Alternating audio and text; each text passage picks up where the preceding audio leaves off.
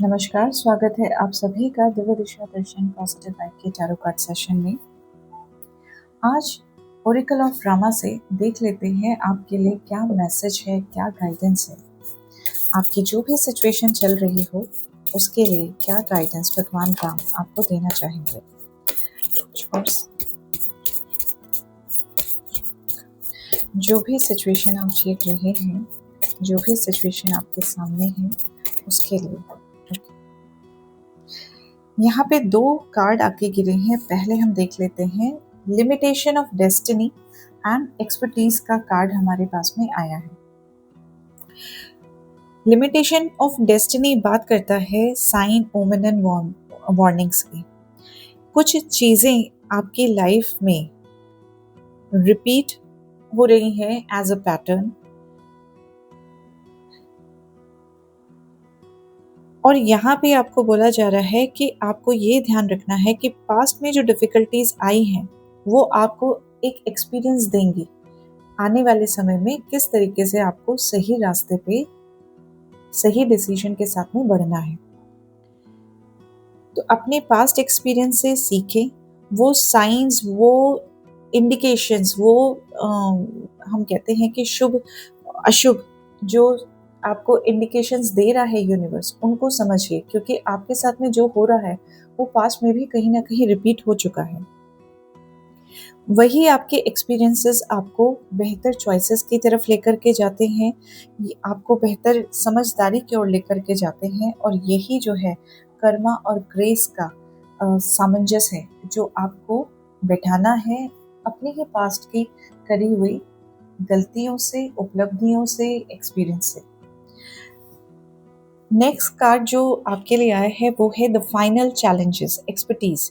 यहाँ पे बात करी जा रही है कि जिस तरीके से हनुमान जी समुद्र को पार करके रावण के नगरी में गए और वहां पे उन्होंने अपने सारे ही अपोनेंट्स को, सारे ही दुश्मनों को हरा करके माता सीता की खोज की थी, यानी ओवरकम करा था सारे ही ऑब्स्टिकल्स को। उसी तरीके से आपको भी इसे एक फाइनल चैलेंज समझते हुए समझदारी के साथ आगे बढ़ना है, और आपको इस चैलेंज के बाद में जो आपके सामने आएगा, that would be the outcome of your efforts. आपकी कोशिशों का नतीजा वो होगा। यहाँ पे आपको बोला जा रहा है कि आप जो है जैसे जैसे अपने सफर में आगे बढ़ते हैं वहाँ पे आपको थोड़ा सा ग्राउंडिंग, ह्यूमिलिटी और अपनी समझदारी को सामने रख करके चीज़ों को हैंडल करना है, चीज़ों को समझना, परखना और आगे बढ़ना है, और यही आपको आपके गोल तक पहुंचाएगा। आपको पूरे सावधानी के साथ में चीज़ों को रीड करना आना चाहिए, क्योंकि आप ऑलरेडी पहले भी कुछ इसी तरीके की सिचुएशंस में पहले आप देख चुके हैं, आप एक्सपीरियंस कर चुके हैं। और जिस तरीके से भगवान हनुमान जी ने जिस तरीके से अपने रास्ते में आने वाले चैलेंजेस को सूझबूझ के तहत उनका जो है सॉल्यूशन पाया था, वही सूझबूझ की उम्मीद आपसे भी की जा रही है। बड़ा बनने के लिए हम्बल होना पड़ता है। बड़ा बनने के लिए आपको ये दिखाना पड़ता है कि हाँ, कई चीज़ें हैं जो जिनसे आप भी अनभिज्ञ हैं, जो आपको भी नहीं पता है। तो it's good not to know everything in a single time, in a single situation. ये यहाँ पे आपको वही चीज़ कही जा रही है।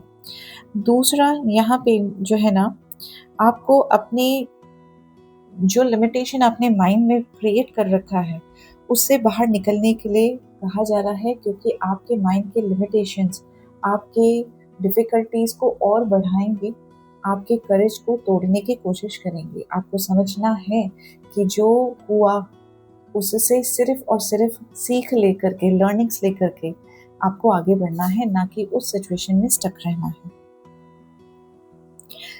यहाँ पे देख लेते हैं कि आपका जो करंट सिचुएशन आप फेस कर रहे हैं, तो उसको ओवरकम करने के लिए यहाँ पे कौन आपके सारथी बन सकते हैं, कौन है जो आपको आगे गाइडेंस देना चाहते हैं, आपकी करंट सिचुएशन में कौन आपको गाइडेंस दे सकते हैं टू ओवरकम योर सिचुएशन।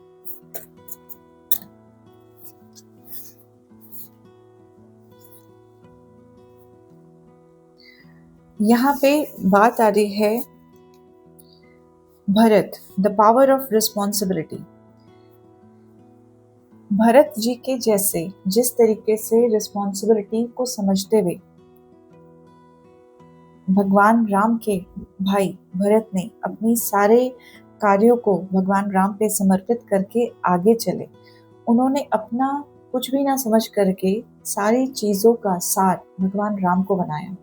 जो भी कर्म करा वो अर्पित अपने बड़े भाई को किया। यहाँ पे आपके लिए जो मैसेज है वो है अपने आप को भूल करके,